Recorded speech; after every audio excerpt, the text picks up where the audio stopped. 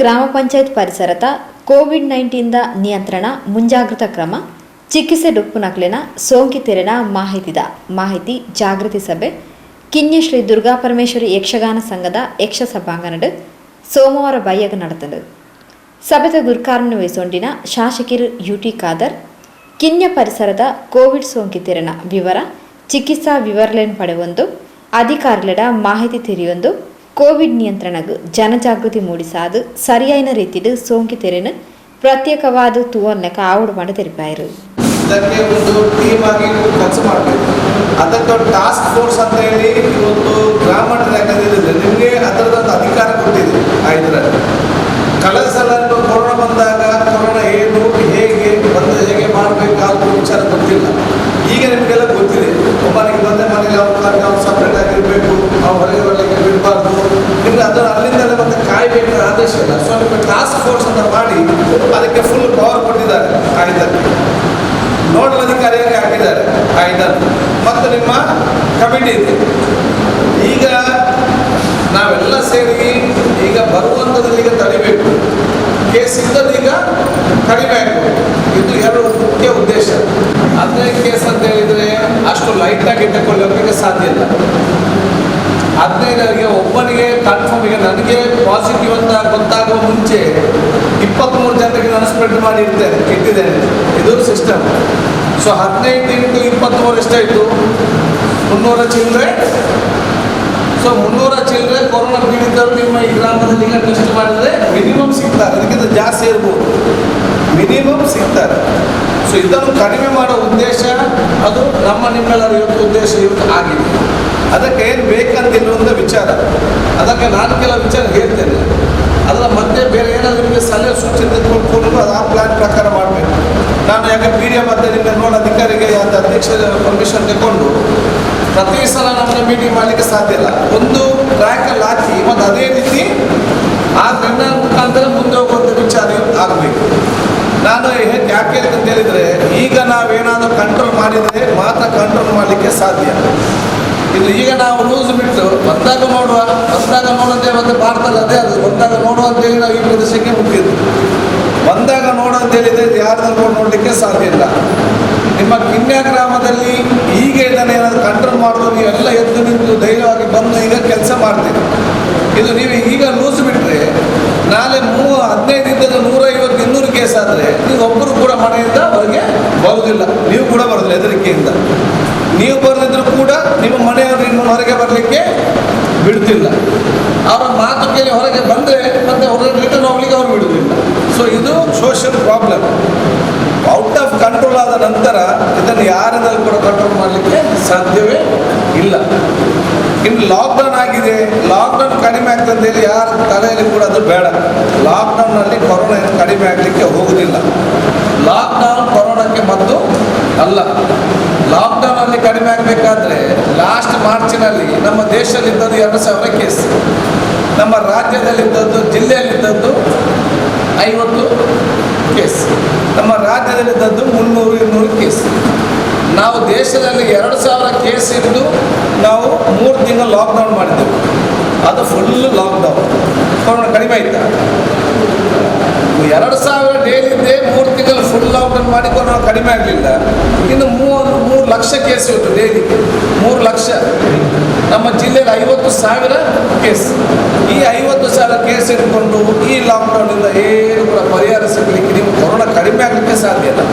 ಅದು ನಮಗೆ ಮೀಟಿಂಗ್ ಮಾಡಲಿಕ್ಕೆ ಮತ್ತು ಸ್ವಲ್ಪ ಟೈಮ್, ಸ್ವಲ್ಪ ಸದವಾಗಿ, ಯಾಕೆ ಎಲ್ಲ ಮನೆ ಹೊರಗೆ ಇರ್ತಾರೆ, ಹೊರಗೆ ಟೆಸ್ಟಿಗೆ ಬರೋದು ಕಡಿಮೆ, ಆಗ ಹಾಸ್ಪಿಟಲ್ ಬೆಡ್ ಹೋಗೋದು ಕಡಿಮೆ, ಟೆಸ್ಟ್ ಕಡಿಮೆ, ಆಗ ಎಲ್ಲ ಕೂಡ ಕಡಿಮೆ ಆಗ್ತದೆ. ಒಮ್ಮೆ ಓಪನ್ ಆದಾಗ ಅದು ಮತ್ತೆಲ್ಲ ಕೂಡ ಆಟೋಮೆಟಿಕ್ ಜಾಸ್ತಿ ಆಗ್ತದೆ. ಆ ಜಾಸ್ತಿ ಆಗುವಾಗ ನಾವು ತಯಾರಾಗಿ ಒಂದು ವಿಚಾರ ಮಾಡಲಿಕ್ಕೆ ಬೇಕಾಗಿ ಲಾಕ್ಡೌನ್ ಸಿಸ್ಟಮ್ ಮಾಡೋದು. ಆದ ಕಾರಣ ನಮ್ಮ ಟಾಸ್ಕ್ ಫೋರ್ಸ್ ಮೊದಲ ಆದ್ಯತೆ ಅಂತ ಹೇಳಿದರೆ ಆಕ್ಸಿಜನ್ ಬೆಡ್, ವೆಂಟಿಲೇಟರ್, ICU ಅಂತ. ಇದರಲ್ಲಿ ವೆಂಟಿಲೇಟರ್ ಮತ್ತು ICU ಯಾರು ಕೂಡ ಬದುಕಿಸುವುದಿಲ್ಲ. ಅದು ಸಂಜೀವಿನಿ ಕೂಡ ಅಲ್ಲ. ಅದಕ್ಕೆ ಹೋಗೋದಕ್ಕೆ ನೋಡೋ ಜವಾಬ್ದಾರಿ ಅದು ನಿಮ್ಮೆಲ್ಲರ ಜವಾಬ್ದಾರಿ ಇವತ್ತು ಆಗಬೇಕು. ಅದು ಆಗಬೇಕಂದ್ರೆ ಪ್ರಿವೆನ್ಷನ್ಗೆ, ಇದನ್ನು ಪ್ರಿವೆಂಟಿವ್ ಮಾಡೋದು ಹೇಗೆ ಅಂತ ನಾವು ಆಲೋಚನೆ ಮಾಡಬೇಕು. ಸೊ ಇದಕ್ಕೆ ಎಲ್ಲರೂ ಕೂಡ ಒಗ್ಗಟ್ಟಿನ ಮನಸ್ಸು ಕೊಟ್ಟರೆ ಮಾತ್ರ ಸಾಧ್ಯವಾಗ್ತದೆ, ಎಲ್ಲರೂ ಸಾಧ್ಯ ಇರ್ತಿಲ್ಲ. ನನಗೆ ಉದಾಹರಣೆಗೆ ಉದಾಹರಣೆಗೆ ನಾನು ನೋಡಲ್ ಅಧಿಕಾರಿ ಕೂಡ ಹೇಳ್ತೇನೆ, PDM ಮತ್ತು DHO ಕೂಡ ನೋಡಿ, ಯಾರೆಲ್ಲ ಕಿನ್ಯ ಗ್ರಾಮದಿಂದ ಟೆಸ್ಟಿಗೆ ಹೋಗ್ತಾರೆ ಅವರು ಡೈಲಿ ಅವರ ಹೆಸರನ್ನು ಕಿನ್ಯ ಗ್ರಾಮ ಪಂಚಾಯತ್ಗೆ, PDOಗಳಿಗೆ, ಟಾಸ್ಕ್ ಫೋರ್ಸ್ಗೆ ಬರಬೇಕು. ಇವತ್ತು ಎಷ್ಟು ಜನ ಕಿನ್ಯದಿಂದ ಟೆಸ್ಟಿಗೆ ಹೋಗಿದ್ದಾರೆ? ಎಷ್ಟು ಜನ ಹೋಗಿದ್ದಾರೆ? ಯಾರು ಹೋಗಿದ್ರೆ ಅವರ ಹೆಸರು ಗ್ರಾಮ ಪಂಚಾಯತಿಗೆ ಗೊತ್ತಾಗಬೇಕು. ಯಾಕೆ? ಇಲ್ಲ ನಾನು ಟೆಸ್ಟಿಗೆ ಹೋಗುದು, ನಿಮ್ಗೆ ಯಾರಿಗೂ ಕೂಡ ಗೊತ್ತಿಲ್ಲ ನಾನು ಟೆಸ್ಟಿಗೆ ಹೋಗಿದ್ದಾನೆ ಇಲ್ವಾ ಅಂತೇಳಿ. ನೀವು ಟೆಸ್ಟಿಗೆ ಹೋಗಿ ಬಂದು ನಿಮ್ಗೆ ಕೂಡ ಗೊತ್ತಿಲ್ಲ ಪಾಸಿಟಿವ್ ನೆಗೆಟಿವ್, ಇಡೀ ಊರಿಡೀ ಸುತ್ತಾಡೋದು. 8ನೇ ದಿವಸ 7ನೇ ದಿವಸ ನಿಮಗೆ ಬರೋದು ನೀವು ಪಾಸಿಟಿವ್ ಅಂತ. ಆವಾಗ ಟಾಸ್ಕ್ ಫೋರ್ಸ್ ಬಂದರೆ ನೀವೇನು ಹೇಳ್ತೀರಿ? ನಾನು 8 ದಿವಸ ಆಯ್ತು ಸುತ್ತುದು, ಇನ್ನು 2 ದಿವಸ ಅಂತಕ್ಕೆ ಅಂತ ಹೇಳಿ ನೀವು ಅದನ್ನು ಇಲ್ಲ. ಆಗ ನೀವೆಲ್ಲರಿಗೆ ಸ್ಪ್ರೆಡ್ ಮಾಡಿ ಇಟ್ಟಿರ್ತೀರಿ. ನಮ್ಮ ಗ್ರಾಮಕ್ಕೆ ಎಷ್ಟು ಜನ ಟೆಸ್ಟಿಗೆ ಬರ್ತಾರಂತ ನಿಮ್ಮ ಲ್ಯಾಬ್ ಮುಖಾಂತರ ಗೊತ್ತಾದರೆ, ಗ್ರಾಮ ಪಂಚಾಯತ್ ಟಾಸ್ಕ್ ಫೋರ್ಸ್ ಗೊತ್ತಾದರೆ ಅವನಿಗೆ ಹೋಗಿ ಮನೆಯಲ್ಲಿ ಹೇಳಬೇಕು, ನೀನು ಹೊರಗೆ ಬರಬಾರ್ದು, ನೀನು ಇಲ್ಲಿ ಕೂತ್ಕೊಳ್ಬೇಕು. ಇದಕ್ಕೆ ನಿನ್ನ ಟೆಸ್ಟ್ ರಿಪೋರ್ಟ್ ಬಂದ ನಂತರ ಮಾತ್ರ ನೀನು ಹೊರಗಡೆ ಬರಬೇಕಂತೇಳಿ ಅವನಿಗೆ ತಾಕೀತು ಮಾಡಬೇಕು. ಅವನು ಹೊರಗಡೆ ಬಂದಾಗ ನಿಮಗೆ ಗೊತ್ತಾಗ್ತದೆ ಇವನು ಟೆಸ್ಟಿಗೆ ಹೋಗಿದ್ದ ಅಂತೇಳಿ ಅವನಿಗೆ ಜೋರು ಮಾಡಿ ಕಲಿಸಲಿಕ್ಕೆ ಆಗ್ತದೆ. ಇಲ್ಲ ನಿಮಗೆ ಯಾರು ಕೂಡ ಇವತ್ತು ಗೊತ್ತಾಗೋದಿಲ್ಲ. ಅದು ನಿಮ್ಮ ಮೊದಲ ಫಸ್ಟ್ ಕೆಲಸ. ಪಂಚಾಯತ್ ಹಾಲ್ನ ಹತ್ರ ಹೋಗುದು, ಬೇಕರಿ ಹತ್ರ ಹೋಗುದು, ಅವರು ಬೇರೆಯವರಿಗೆ ಸ್ಪ್ರೆಡ್ ಮಾಡ್ತಾರೆ. ಈ ರೀತಿ ಆದರೆ ಇದನ್ನು ಹೇಗೆ ನೀವು ಕಡಿಮೆ ಮಾಡಲಿಕ್ಕೆ ಸಾಧ್ಯ? ಯಾವ ಆಕ್ಸಿಜನ್ ವೆಂಟಿಲೇಟರ್ ಬೆಡ್ ನಿಗ್ರಹಿಸಲಿಕ್ಕೆ ಸಾಧ್ಯ ಆಗ್ತದೆ?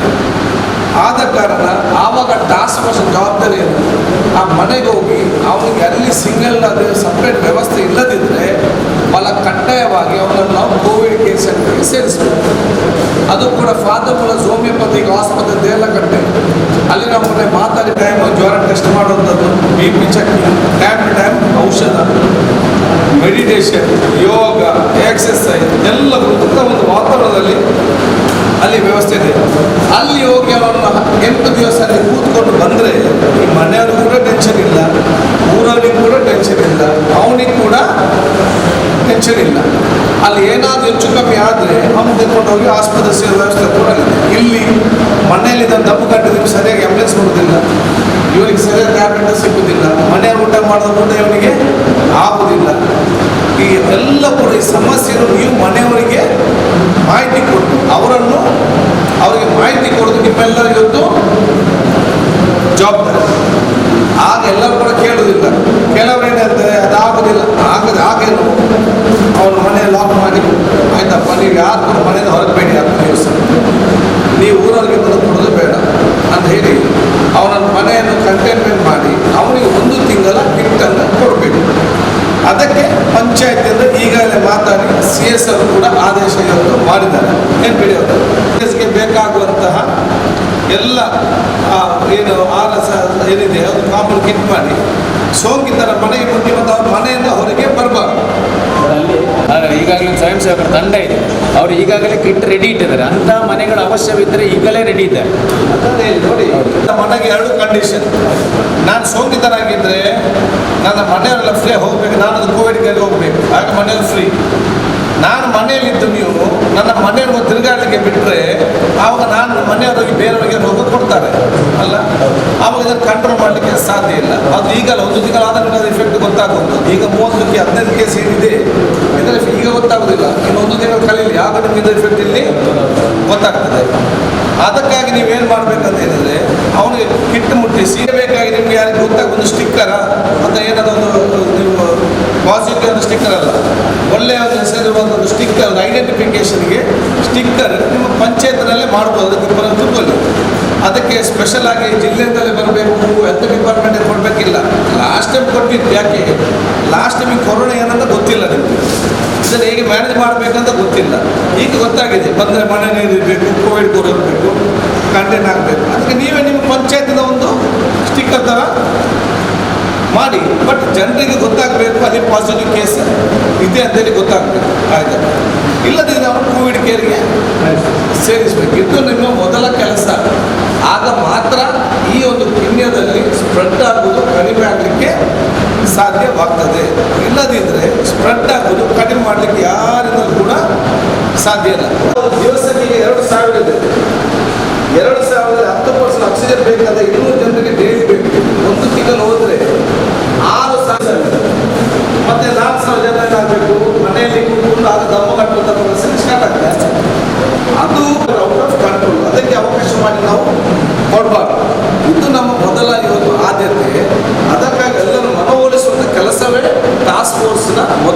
ಕೆಲಸ ಅಂತ ಇವತ್ತು ಆದ್ಯತೆ. ನಂತರ ಏನಿದೆ, ಆಶಾ ಕಾರ್ಯಕರ್ತರು ಬೇರೆ ಬೇರೆ ಮನೆಗೆ ಹೋಗಿದ್ದು ಏನಿದೆ, ಈಗ ಆಶಾ ಕಾರ್ಯಕರ್ತರಿಗೆ ಇರುವಂಥದ್ದೇನು, ಕೋಟೆಗಾರ ಡೈಲಿ ಅವ್ರಿಗೆ ಅಲ್ಲಿಗೆ ಹೋಗಿ ಇಲ್ಲಿಗೆ ಬರಲಿಕ್ಕೆ ಆಗುದಿಲ್ಲ. ಇಲ್ಲಿ ಅವ್ರಿಗೆ ಮದ್ದು ಕೊಟ್ಟು ಇಲ್ಲೆಲ್ಲರಿಗೂ ಕೂಡ ಕೊಡ್ತಾರೆ. ಅಥವಾ ಇಲ್ಲಿ ಏನಾದರೂ ಸಡನ್ ಆಗಿ ಹುಷಾರಿಲ್ಲ ಟೆಸ್ಟ್ ಮಾಡಬೇಕು, ಅಲ್ಲಿಗೆ ಹೋಗಿ ಬರಬೇಕು. ನಿಜ ಎಲ್ಲರೂ ಕೂಡ ಅನುಕೂಲಸ್ಥರು, ಎಲ್ಲ ವೆಹಿಕಲ್ ಅಂತ ಇರುವುದಿಲ್ಲ. ಆಂಬ್ಯುಲೆನ್ಸ್ ಫೋನ್ ಮಾಡಿ ಒಂದೂವರೆ ಗಂಟೆ ಆಗ್ತದೆ. ಮೂರನೇದು, ಕೆಲವು ಏನು ಮಕ್ಕಳು ದೂರ ಇರ್ತಾರೆ, ಅವ್ರ ಈ ಕಡೆ ಕರ್ಕೊಂಡು ಬರ್ಲಿಕ್ಕೆ ಅರ್ಜೆಂಟಿಗೆ, ಆವಾಗ ನಿಮ್ಮ ಪಂಚಾಯತ್ನಲ್ಲಿ ವೆಹಿಕಲ್ ಬೇಕು. ಅದಕ್ಕಾಗಿ CS ಮನೆ ಮಾತಾಡಿ ಅವ್ರು ಅದೇ ಕೂಡ ಆದೇಶ ಕೊಟ್ಟಿದ್ದಾರೆ. ಒಂದು ಪಂಚಾಯತ್ ಲೋಕಲ್ ಅವರದೇ ಒಂದು ಪಂಚಾಯತ್ ಒಂದು ವೆಹಿಕಲ್ 1 ತಿಂಗಳ ಮಟ್ಟಿಗೆ ಎಮರ್ಜೆನ್ಸಿ ಆಗಿ ತಗೊಳ್ಳಿ. ಅದಕ್ಕೆ ನೀವು ಅವರಿಗೆ ಒಂದು ಆಕ್ಸಿಜನ್ ಸಿಲಿಂಡರ್ ಫಿಟ್ ಮಾಡಿಕೊಡೋ ವ್ಯವಸ್ಥೆ ನಮ್ಮ ಡಾಕ್ ಮಾಡಬೇಕು. ಒಂದು ಸಿಲಿಂಡರ್ಸ್ ಯಾಕೆ ಎನಿ ಟೈಮ್ ನೈಟ್ ನನ್ನ ಮನೆಯವರಿಗೆ ಸ್ವಲ್ಪ ಸಫಿಕೇಶನ್ ಅಂತ ಹೇಳಿದಾಗ ಅವರು ತೆಗೆದುಕೊಂಡು ಹೋಗಿ ಹಾಸ್ಪಿಟಲಿಗೆ ಮುಟ್ಟಿಸಲಿಕ್ಕೆ ಮಾತ್ರ. ಇದು ನಮ್ಮ ಬೇಸಿಕ್ ನೀವು ಮಾಡುವಂಥ ಕೆಲಸ. ಟಾಸ್ಕ್ ಫೋರ್ಸಲ್ಲಿ ಇಷ್ಟ ಆಗುವಂಥದ್ದು. ಮತ್ತು ನಮ್ಮ ಜಿಲ್ಲೆಯಲ್ಲಿ ಈಗ ವೆಲ್ಲಾಕ್ ಆಕ್ಸಿಜನ್ ಬೆಡ್ ಈಗ ಬೇಕಾದಷ್ಟಿದೆ. ವೆಲ್ಲಾಕಿನಲ್ಲಿ 120 ಖಾಲಿ ಇದೆ. ನಮ್ಮ ಈ ಗೌರ್ಮೆಂಟ್ ಹಾಸ್ಪಿಟಲ್, ನಮ್ಮ ಮೆಡಿಕಲ್ ಕಾಲೇಜಲ್ಲಿ ಕೂಡ ಇರ್ತಿದೆ. ಅದು ಇಲ್ಲಿ ಆಕ್ಸಿಜನ್ ಬೆಡ್ಗೆ ಈಗ ಚಾರ್ಜ್ ಇದೆ, ವೆಲ್ಲಾಕಲ್ಲಿ ಇಲ್ಲ. ಯಾಕೆಂದ್ರೆ ಇಲ್ಲಿಗ ಫ್ರೀ ಮಾಡಿದರೆ ನಾನು ಎಲ್ಲರಿಗೂ ಆಗ್ತಾರೆ, ಫ್ರೀ ಅಲ್ಲ ಅಂತ. ಅದಕ್ಕಾಗಿ ಖಾಲಿ ಗೌರ್ಮೆಂಟ್ ಹಾಸ್ಪಿಟಲ್ ಮಾತ್ರ ಈಗ ಮಾಡೋದು. ಗೌರ್ಮೆಂಟ್ ಫಿಲ್ ಆದ ನಂತರ ಪ್ರೈವೇಟಲ್ಲಿ ಕೂಡ ಫ್ರೀ ಮಾಡ್ತಾರೆ. ಅಲ್ಲಿಯ ತನಕ ಎಮರ್ಜೆನ್ಸಿ ಡೈರೆಕ್ಟ್ ನೀವೊಂದು ಪೇಷಂಟ್ ಕರ್ಕೊಂಡು ಹೋದಾಗ ಹಾಸ್ಪಿಟಲ್ಗೆ ಅದು ICU ವೆಂಟಿಲೇಟರ್ ಅದು ಫ್ರೀ ಚಾರ್ಜ್, ಯಾರು ಕೂಡ ಚಾರ್ಜ್ ಮಾಡಲಿಕ್ಕಿಲ್ಲ. ಆ ಜಗನ್ನಾಥ ನಂಬರ್ ತಗೊಳ್ಳಿ, ಆಯುಷ್ಮಾನ್ ಇನ್ಚಾರ್ಜ್. ಹೆಚ್ಚು ಕಮ್ಮಿ ಆದ ಅವರಿಗೆ ಮಾತಾಡಬೇಕು. ಒಂದೊಂದು ಆಸ್ಪತ್ರೆ ಒಂದೊಂದು ರೀತಿ ಮಾಡ್ತಾರೆ. ಅದು ನಿಮ್ಮ ಎಷ್ಟು ಚಾಕಚಕ್ಯತೆ ಅದರ ಮೇಲೆ ಡಿಪೆಂಡ್ ಆಗೋದು. ನೀವು ಕಾನೂನು ನಿಮಗೆ ಗೊತ್ತಿದೆ ಅಂತ ಹೇಳಿದಾಗ ಯಾರು ಕೂಡ ಇದಕ್ಕೆ ಸುಮ್ಮನೆ ಕೂತ್ಕೊಳ್ತಾರೆ. ನಿಮಗೆ ಗೊತ್ತಿಲ್ವಾ ಎಲ್ಲ ಬಿಲ್ ನಿಮ್ಮ ತಲೆಗೆ ಹಾಕಿ ಬಿಡ್ತಾರೆ. ಅದು ನೀವು ಭಾಳ ಸ್ಟಡಿ ಇರಬೇಕು. ಅಲ್ಲಿ ನಾನು ಆಕ್ಸಿಜನ್ ಮಾತ್ರ ಸಾಕಂತ ಹೇಳಿದರೆ ಅಲ್ಲೇ ಕೂತ್ಕೊಳಿಸಿದ್ರೆ ಅವ್ರು ಚಾರ್ಜ್ ಆಗ್ತಾರೆ. ಹಾಗಾಗಿ ಬೇಡ, ನಾವೆಲ್ಲ ಕರ್ಕೊಂಡು ಹೋಗ್ತಿದ್ರೆ ಡೈರೆಕ್ಟ್ ಅಲ್ಲಿಗೆ ಎಲ್ಲ ಕರ್ಕೊಂಡು ಹೋದ್ರೆ ಇದೇನು ತೊಂದರೆ ಅಲ್ಲ. ಊಟ ಇದೆ, ಅಲ್ಲಿ ಆಕ್ಸಿಜನ್ ಬೆಡ್ ಇದೆ, 2-3 ಗಂಟೆ ಬರ್ಬೋದು. ಇಲ್ಲಿ ಪ್ರಶ್ನೆ ಏನು, ನಿಮ್ಮ ಗ್ರಾಮದಲ್ಲಿ ಯಾರಿಗಾದರೂ 90% ಕಡಿಮೆ ಆಕ್ಸಿಮೀಟರ್ ಆಕ್ಸಿಜನ್ ಲೆವೆಲ್ ಬಂದರೆ ದಯವಿಟ್ಟು ಮತ್ತೊಂದು 80 ಬರಲಿ, 70 ನೋಡುವಂಥ ವಿಚಾರಕ್ಕೆ ಬೇಡ. 90 ಬಂದ ತಕ್ಷಣ ನೀವು ಆಕ್ಸಿಜನ್ ಆಸ್ಪತ್ರೆಗೆ ಹೋಗಲೇಬೇಕು. ಈಗೇನಾಗ್ತದೆ, ನಾವು ಕೆಲವೊಂದು ನೋಡಿದೇನು 90 ಅಲ್ಲ, ಸರಿ ಆಗ್ಬೋದು, ಇನ್ನೂ ಸ್ವಲ್ಪ ಕಾಯಬೇಕು ಅಂತೇಳಿ ಮತ್ತೆ 80-70 ಆದ ನಂತರ ಮತ್ತೆ ಯಾರನ್ನು ಕೋವಿಡ್ ಮಾಡಲಿಕ್ಕೆ ಸಾಧ್ಯವೇ ಇಲ್ಲ. ಅದಕ್ಕಾಗಿ ಈ ವ್ಯವಸ್ಥೆ ನಮ್ಮ ಹತ್ರ ಒಂದು ಬೇಕಾಗ್ತದೆ. ವೆಹಿಕಲ್ ಟೀಚರ್ ಅವ್ರಿಗೆ ಮೆಸೇಜ್ ಹೋಗ್ತದೆ, BO ಅವರು ಈ ಟೀಚರ್ಗೆ ಮೆಸೇಜ್ ಕಳಿಸ್ತಾರೆ. ಈ ಟೀಚರ್ ನನ್ನ ಮನೆಗೆ ಫೋನ್ ಮಾಡ್ತಾರೆ ಕೇಳಲಿಕ್ಕೆ, ನೀವು ಯಾರ್ಯಾರು ಕಾಂಟ್ಯಾಕ್ಟ್ ಆಗಿದ್ದೀರಿ ಏನಂತೀರಿ. ಆಗ ನಾನು ಸ್ವಲ್ಪ ಹುಷಾರಿದ್ದರೆ ನನ್ನ mobile switch off automatic off ಮಾಡಿಸ್ಕೊಂಡೆ ಇದೆ. ಇನ್ನು ಸ್ವಲ್ಪ ಹುಷಾರಿದ್ದರೆ ನಾನು ಬೈಯೋದು, ಫೋನ್ ತೆಗೆದು ನೀವು ಯಾರು ಕೇಳಲಿಕ್ಕೆ ಅಂದರೆ ಅವ್ರಿಗೆ ಬೈಯೋದು. ಮತ್ತೆ ಸ್ವಲ್ಪ ಹುಷಾರಿದ್ದವನು ಅವನ ಮನೆ ಹೆಸರು ಬಿಟ್ಟು ಪಕ್ಕದವನು ಯಾರ ಹೆಸರು ಕೂಡ ಅಡ್ರೆಸ್ ಅವನು ಕೊಡಲಿಕ್ಕೆ ಹೋಗುದಿಲ್ಲ. ಯಾಕೆ ಅಂತ ಹೇಳಿದರೆ ಕೊಟ್ಟರೆ ಇವನಿಗೆ ನಾಳೆ ಬಂದು ಹೋಯ್ತಾರೆ, ನಾನು ಹೆಸರು ಕೊಡ್ತೀನಿ ಅಂತ. ಆವಾಗ ನಿಮ್ಮ ಟಾಸ್ಕ್ ಫೋರ್ಸ್ ಅವರಿಗೆ ಸಹಾಯ ಮಾಡಬೇಕು ಟೀಚರ್.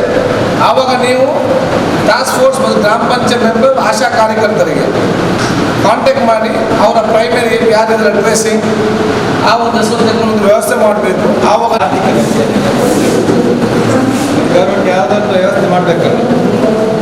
ಈಗ ಅದಕ್ಕಾಗಿ ಎಲ್ಲರಿಗೂ ಕೂಡ ಮಾಡಲಿಲ್ಲ, ಎಲ್ಲರಿಗೆ ಇದು ಮನೆಗೆ ಅದು ಮುಂದೆ ಬರ್ತದೆ ಅಂತ ಹೇಳಲಿಕ್ಕೆ ಸಾಧ್ಯ ಇಲ್ಲ.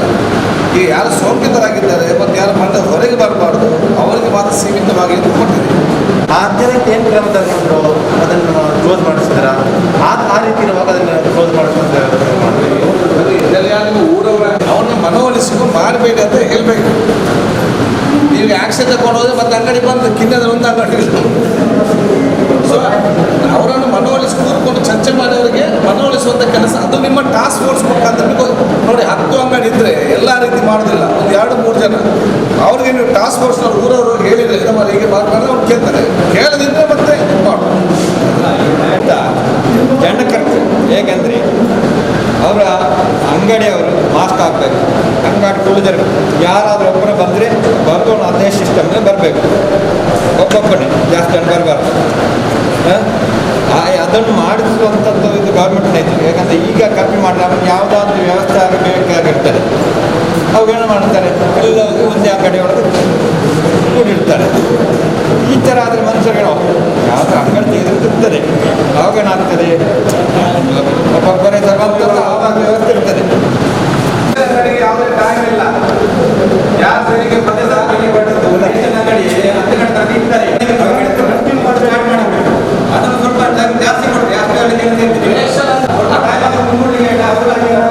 ಅಲ್ಲ ಅದೇ ಹೇಳಿದಲ್ಲ. ಅದೇ ನನಗೆ ಅಂದರೆ ಬೇಕಾದರೆ ನಾನು 10 ಗಂಟೆ ಒಳಗೆ ಕ್ಯೂ ನಿಂತರೆ ನಮ್ಗೆ ಎಷ್ಟು ಜನ ಕೂಡ ಕೊಡ್ತಾರೆ, ಜಾಸ್ತಿ ಅಲ್ಲ ಕೂಡ.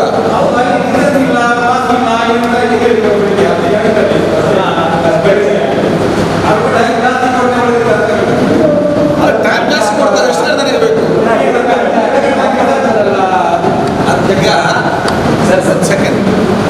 ಈಗ ಯಾರೆಲ್ಲ 10 ಗಂಟೆ ಒಳಗಡೆ ನನ್ನ ರೇಷನ್ ಅಂಗಡಿ ಇದ್ದರೆ ಯಾರೆಲ್ಲ ಬರ್ತಾರೆ ಅವ್ರಿಗೆ ಆ ಟೈಮ್ ನನಗೇನು ಪ್ರಾಬ್ಲಮ್ ಇಲ್ಲ. ನೀವೇನು ಹೇಳ್ತೀರಿ, ನಾನು 2 ಗಂಟೆ ತನಕ ಓಪನ್ ಇರಬೇಕು, ಮತ್ತೆ ಯಾರಾದ್ರೂ ಮನೆಯಿಂದ ಮತ್ತೆ ಬಂದು ಹೋಗ್ಲಿಕ್ಕೆ ಅವಕಾಶ ಮಾಡಿ ಕೊಡ್ಬೇಕಂತ ಹೇಳ್ತೀರಲ್ಲ, ನೀವು ಹೇಳೋದು ಕರೆಕ್ಟ್. ಆವಾಗ ಪ್ರಾಬ್ಲಮ್ ನಿಮ್ಗೆ ಗೊತ್ತುಂಟ. ಮತ್ತು ಕಿನ್ನದರೆಲ್ಲ ಕೂಡ ರೇಷನ್ ಅಂಗಡಿಗೆ ಹೋಗೋದು 10 ಗಂಟೆ ನಂತರ ಕೇಳಿದರೆ, ಪೊಲೀಸ್ ಕೇಳಿದ್ರೆ ಎಲ್ಲಿ ಹೋಗೋದಂತೆ, ನಾನು ರೇಷನ್ ಅಂಗಡಿಗೆ ಹೋಗೋದು. ಈಗ ಆ ಪ್ರಾಬ್ಲಮ್ ಅಲ್ಲ, ಪ್ರಾಬ್ಲಮ್ ಅದಕ್ಕೆ ಬೇರೆನಲ್ಲ. ಅದಕ್ಕೆ 10 ಗಂಟೆ ಮುಂಚೆ ಬಂದರೆ ಅವ್ರು ಎಷ್ಟು ಜನ ಕೂಡ ಕೊಡ್ತಾರೆ. ಅದು 12 ಗಂಟೆ 1 ಗಂಟೆ 3 ಗಂಟೆ ತನಕ ಕೂಡ ಕೊಡ್ತಾರೆ. ಅದು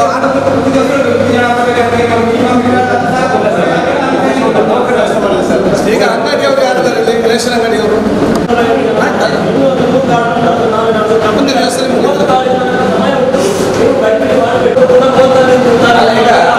ಈಗ ಸಿಂಪಲ್ ಮೊಬೈಲ್ ನೀವು ಯಾವ 150 ಜನರಿಗೆ ಕೊಡೋದಾದ್ರೆ ಆ 100 ಜನರಿಗೆ ಮೆಸೇಜ್ ಕೊಡ್ತೀವಿ.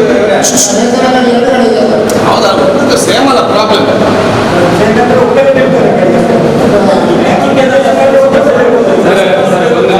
ಪ್ಲಾನ್ ಮಾಡಿದ್ದೇವೆ.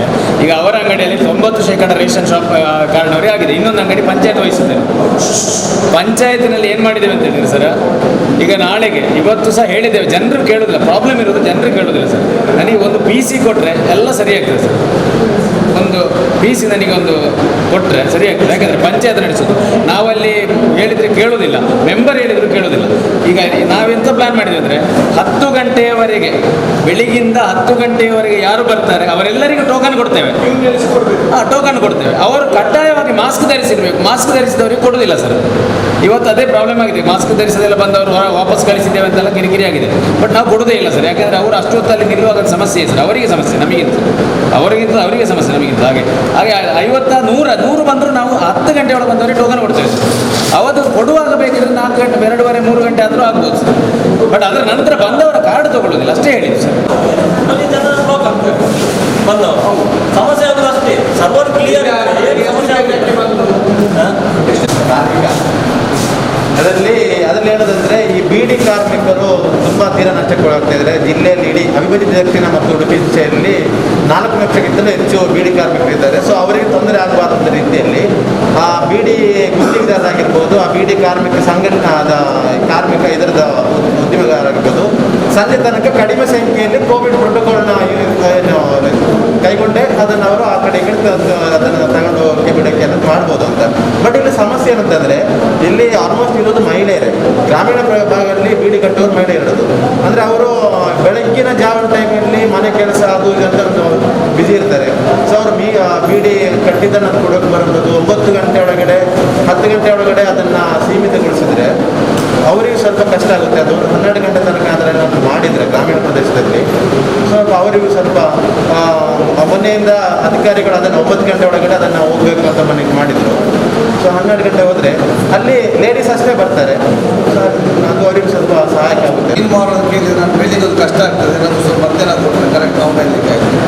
ಈ ಅಂಗಡಿ ಹೋದ ಕೇಳಿ ಅವ್ರು ಹೇಳ್ತಾರೆ ಇದು 10 ಗಂಟೆ ಇಲ್ಲ, ನಾವು 12 ಗಂಟೆ ತನಕ ಕೊಡ್ತಾರೆ.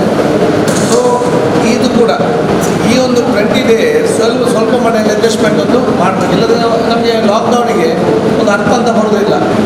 ನಿಮ್ಗೆ 12 ಗಂಟೆ ಬಿಟ್ಟರೆ ಮತ್ತೆಲ್ಲರ ಕೈಯಲ್ಲಿ ಬೀಡಿ ಬ್ಯಾಗ್ ಇರ್ತದೆ. ಅವ್ನು ಬೀಡಿ ಕಟ್ಟೋದನ್ನು ಕೂಡ 4 ಬೀಡಿ ಅವನ ಬ್ಯಾಗಿನಲ್ಲಿ. ಪೊಲೀಸರು ಎಲ್ಲಿಗೆ ನಾನು ಬೀಡಿ ಬ್ರಾಂಚ್ ಎಲ್ಲ ಅಂತ ಹೇಳಿ ಗೊತ್ತುಂಟಾ, ಇದೆಲ್ಲ ಕಂಟ್ರೋಲ್ ಮಾಡಲಿಕ್ಕೆ ಕಷ್ಟ. ಅದಕ್ಕೆ ನನಗೊಂದು ಜ್ವರ ಟೆಸ್ಟ್ ಮಾಡಿ ಅದನ್ನು ನಾನು ತಪ್ಪು ಅಂತ ಹೇಳಿದ್ರೆ ಇವರಿಗೆ ಆಗ್ತದ? ಇವರಿಗೆ ಅವರು ಡಾಕ್ಟರ್ ಅಂತ ಅನಿಸಿದ್ದಾರೆ ಮನೆಯವರು, ಇವರು ಎಲ್ಲ ಇವರಿಗೆ ಕೊಡುವಂಥ ಫೋಕಸ್ ಅಲ್ಲಿ. ನನ್ನದು ಆಕ್ಸಿಜನ್ ಮಾಡೋದು ನನ್ನದು ಇಲ್ಲ ಅಂತ ಹೇಳಿದ್ರೆ ಯಾರಾಗ್ತದೆ? ಇವರಿಗೆ ವ್ಯಾಲ್ಯೂ ಕೊಡೋದಿಲ್ಲ. ಸೊ ಎಲ್ಲದ ಹೆಲ್ತಿಂದ ಕಾಯಲಿಕ್ಕೆ ಆಗೋದಿಲ್ಲ. ಈ ಪಂಚಾಯತಿಂದ ಎಲ್ಲರಿಗೂ ಕೂಡ ಒಂದು ಆಕ್ಸಿಮೀಟರ್ ಮತ್ತು ಡಿಜಿಟಲ್, ಅದು ಗನ್ನಲ್ಲ, ಡಿಜಿಟಲ್ ಥರ್ಮೋಮೀಟರ್ ಎಲ್ಲರಿಗೂ ಒಂದು ಕೊಡಬೇಕು ತಕ್ಷಣ. ನೀವು ಮನೆ ಹೋದಾಗ ಕೇಳಿದ ಸ್ಯಾನಿಟೈಸರ್ ಕೂಡ ಕೇಳಿದರೆ ಟೆಸ್ಟ್ ಮಾಡಬೇಕು, ನೋಡಬೇಕು, ಒಂದು ಅವ್ರಿಗೆ ಧೈರ್ಯ ಬರ್ತದೆ, ನಿಮ್ಗೆ ಕೂಡ ಗೊತ್ತಾಗ್ತದೆ.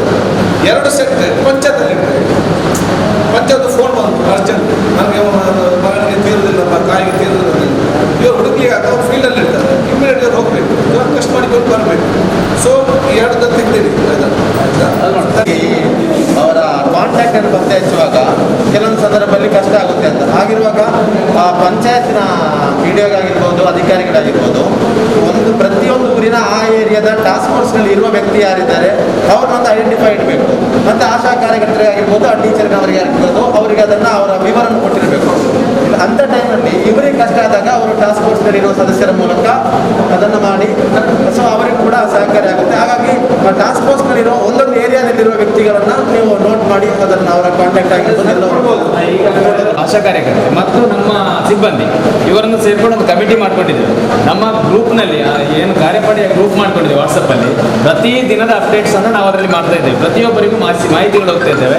ಯಾರು ಫಸ್ಟ್ ಇದು ಪೇಷಂಟ್ ಅನ್ನೋದು ಹೆಸರು ಹೋಗ್ತದೆ, ಜೊತೆಗೆ ಪ್ರೈಮರಿ ಕಾಂಟ್ಯಾಕ್ಟ್ಸ್ ಇದ್ದರೆ ಪ್ರೈಮರಿ ಕಾಂಟ್ಯಾಕ್ಟ್ಸ್ನ ನಂಬರ್ಸ್ ಕೊಡ್ತೇವೆ. ಸೊ ಇಷ್ಟು ಕೆಲಸವನ್ನು ನಾವು ಸೆಂಟ್ರಲೈಸ್ಡ್ ಆಗಿ ಮಾಡ್ತಾ ಇದ್ದೇವೆ ಮತ್ತು ಡಿಸೆಂಟ್ರಲೈಸ್ ಆಗಿ ಟೀಮ್ಗಳನ್ನು ವಾರ್ಡ್ ವೈಸ್ 4 ವಾರ್ಡಿಗೆ 4 ಟೀಮ್ ಇದೆ ನಮ್ಮ. ಎಷ್ಟೊಂದು ಭೀಕರ ಪರಿಣಾಮ ಉಂಟು ಮಾಡಿದ್ರೆ ನಮ್ಗೆ ಎಲ್ರಿಗೂ ಗೊತ್ತಿದೆ. ಸೊ ಅದ್ರ ಬಗ್ಗೆ ಜಾಸ್ತಿ ಏನು ಹೇಳಲಿಕ್ಕಿಲ್ಲ.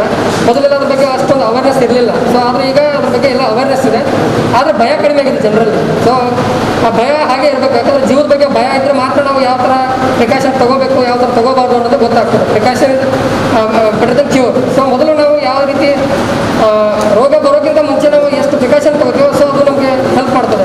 ಈಗ ಕೆಲವೊಬ್ರು ಹೇಳ್ತಾ ಇದ್ದಾರೆ ಸುಮ್ಮನೆ, ಈಗ ಲಾಕ್ಡೌನ್ ಇದೆ, ಲಾಕ್ಡೌನ್ 10 ಗಂಟೆ ಮೇಲೆ ಓಡಾಡಬೇಡಿ ಅಂತ ಹೇಳ್ತೀವಿ, ಆದರೂ ಕೂಡ ಅನ್ನೆಸರಿಯಾಗಿ ಓಡಾಡೋದು.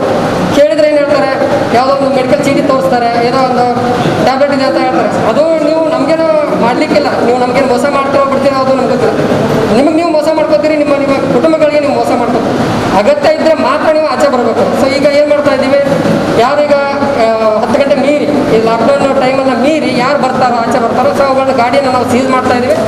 ಸೀಸ್ ಮಾಡಿ ಡಿಸಾಸ್ಟರ್ ಮ್ಯಾನೇಜ್ಮೆಂಟ್ ಆ್ಯಕ್ಟ್ ಅಂತ ಇದೆ, ಮತ್ತು ಇನ್ನೊಂದು ಡಿಸಾಸ್ಟರ್ ಮ್ಯಾನೇಜ್ಮೆಂಟ್ ಆ್ಯಕ್ಟಲ್ಲಿ ಕೂಡ ನಾವು ಮೊದಲು ಕೇಸ್ ಮಾಡ್ತಾ ಇದ್ವಿ. ಮತ್ತು ಇನ್ನೊಂದು ಎಪಿಡೆಮಿಕ್ ಕೇಸ್ ಅಂತ ಇದೆ. ಸೊ ಎಪಿಡೆಮಿಕ್ ಕೇಸ್ ಹಾಕಿದರೆ ಕೂಡ ನಾವು 6 ಮಂತ್ ಅದು ಗಾಡಿ ರಿಲೀಸ್ ಕೂಡ ಆಗೋದಿಲ್ಲ. ಸೊ ಆ ಥರ ನಾವೆಲ್ಲ ಕೇಸ್ಗಳನ್ನ ಹಾಕ್ತಾ ಇದ್ದೀವಿ. ಸೊ ದಯಮಾಡಿ ಅದಕ್ಕೆ ಯಾರೂ ಕೂಡ ಅವಕಾಶ ಮಾಡಿ ಕೊಡಬಾರ್ದು. ಮತ್ತು ಯಾರು ಪೊಲೀಸ್ ಹೇಳ್ತಾರೆ, ಯಾವುದೋ ಗೌರ್ಮೆಂಟ್ ಹೇಳ್ತದೆ ಅಂತೇಳಿ ನೀವು ಅವೇರ್ನೆಸ್ ತೊಗೊಳ್ತಾರೆ. ನಿಮಗೆ ನೀವು ಅವೇರ್ನೆಸ್ ತೊಗೊಳ್ಳಿ, ನಿಮ್ಮ ಸಲುವಾಗಿ ನೀವು ಅದನ್ನು ಜಾರಿ ಮಾಡ್ಕೊಳ್ಳಿ ಅಂತ ಹೇಳ್ತಾರೆ.